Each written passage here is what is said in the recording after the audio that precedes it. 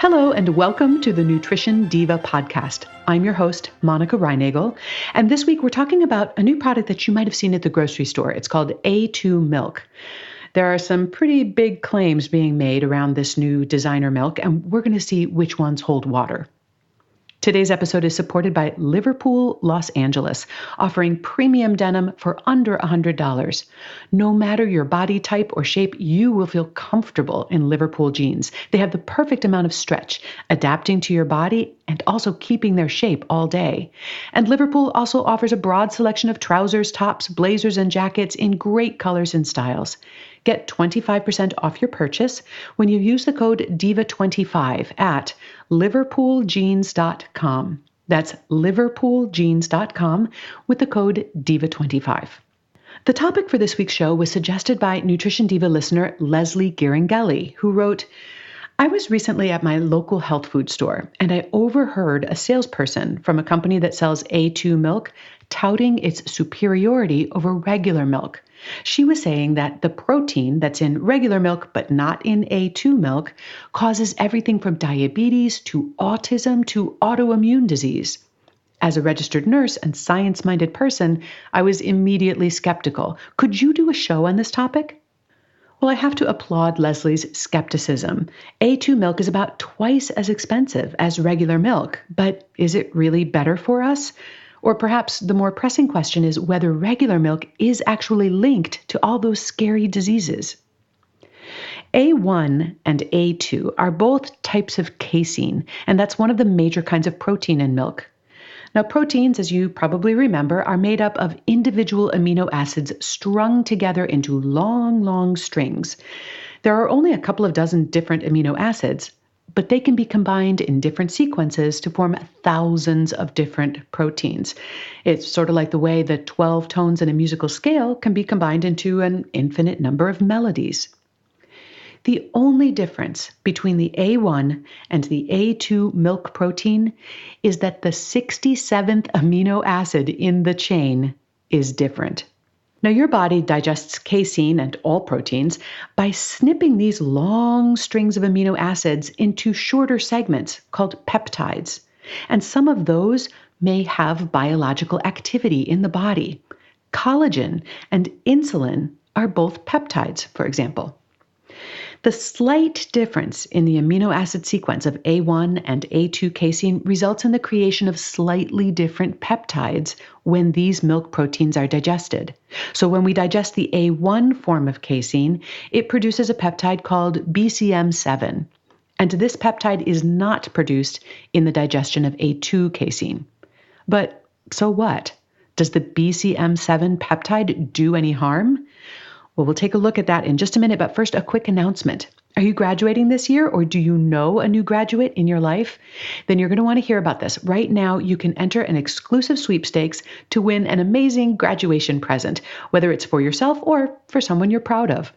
Lucky winners will receive a bundle of books for free, like Jamie Oliver's cookbook, 5 Ingredients, and the essay collection, Freshman Year of Life by the Mind Sumo community. Just think of it as a starter pack for life after college. These great books will make adult life a breeze, from cooking healthy meals on a budget to securing your dream job. Start adult life off on the right foot. Visit bit.ly/QDT Life After College to enter for your chance to win this amazing prize. That's bit.ly/QDT Life After College. Good luck.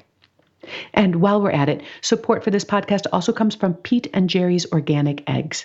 Pete and Jerry's has done one thing for generations: produce eggs that you can be proud to serve your family. Their small, single family-owned farms around the country take pride in raising hens simply and providing healthy, organic, free-range eggs. You can learn more about their farms and the families that work on them by visiting peteandjerrys.com. Pete and Jerry's website also offers hand-picked recipes for their free-range organic eggs. From sweet to savory and even keto-friendly, there's something for everyone. Pete and Jerry's believes in small-scale, humane organic farming because it's the right way to farm, and they want you to believe in what you buy. So the next time you're in the egg aisle, find Pete and Jerry's Organic Eggs and check out peteandjerrys.com to learn more. That's Pete and Jerry's, GERRYS.com. So, what is the case against A1 milk? Well, back in the 1990s, concerns were raised that this BCM7 peptide might be linked to conditions ranging from autism and schizophrenia to type 1 diabetes and heart disease. Now, if that were true, it would suggest that drinking milk that contains A1 casein, which is to say most milk, could contribute to these conditions. Sensing an opportunity, the A2 Milk Company developed and patented a genetic test which allowed them to identify cows that produce only A2 casein in their milk, and then they started selling A2 milk at premium prices. But A2 milk turned out to be a solution to a problem that didn't exist. Subsequent reviews by independent researchers found no convincing or even probable evidence that the A1 casein protein in cow's milk is a factor in type 1 diabetes or heart disease. And the link between A1 milk and autism or schizophrenia was characterized as completely speculative and unsubstantial. The European Food Safety Authority reviewed the evidence on the possible harmful effects of BCM7 in 2005 and determined that it wasn't even enough to merit a formal risk assessment study. In response to these findings, the A2 Milk Company pivoted and refocused their marketing on claims that A2 milk might help some people avoid digestive discomfort. Although, judging by Leslie's experience in her local health food store, there seem to be some A2 marketing reps in the field who have not yet gotten the memo. But is A2 milk really more digestible or easier on the gut? Well, there are quite a few rats who think so, but rodent studies are not the same as human studies. One of the few studies we have involving human subjects recruited 45 Chinese people, all of whom said that drinking milk caused them digestive symptoms. About half of them turned out to be lactose intolerant. In this study, the subjects reported fewer digestive symptoms after drinking A2 milk than after drinking conventional milk. Here's the bottom line on A2 milk. Other than the price, there's no harm in drinking A2 milk, but there's also little evidence to suggest that A1 milk or the BCM7 peptide present a threat. If drinking milk doesn't cause you any symptoms, then I don't think there's a whole lot to gain from paying twice as much for A2 milk. Now, if you are lactose intolerant, you're probably better off with a lactose-free or a lactose-reduced milk because A2 milk has the same amount of lactose as conventional milk. You could also try taking an over-the-counter lactase supplement when you consume dairy products. And of course, simply avoiding dairy products is always an option. If you really want to drink milk and lactose-free milk does not relieve your symptoms, you could try A2 milk and see whether it makes enough of a difference to justify the extra expense.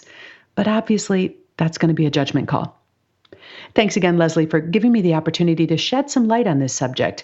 It's a good reminder that folks selling expensive solutions to problems that may or may not exist are probably not the most reliable sources of information about those products. And if you have a question about a nutrition claim that you've overheard, feel free to call the Nutrition Diva listener line and leave me a message. You can reach me at 443-961-6206. I'd love to hear from you. As always, there's a complete transcript of today's show, including links to the research studies that I reviewed at quickanddirtytips.com. And one last parting announcement. If your relationship with food or exercise could use a healthy adjustment, there's still time to take part in the free 7-day mindset reset that Brock Armstrong and I put together. You might know Brock as Get Fit Guy. You can sign up for that at wayless.life/reset. I want to thank Jamie Ann Vercade for her help researching and writing today's show, my editor, Karen Hertzberg, my producer, Nathan Sams, and our entire team at Macmillan Publishing, headed up by Kathy Doyle. But most of all, thanks to you for listening. If you know someone who might enjoy the show, I hope you'll tell them about it. Have a great week.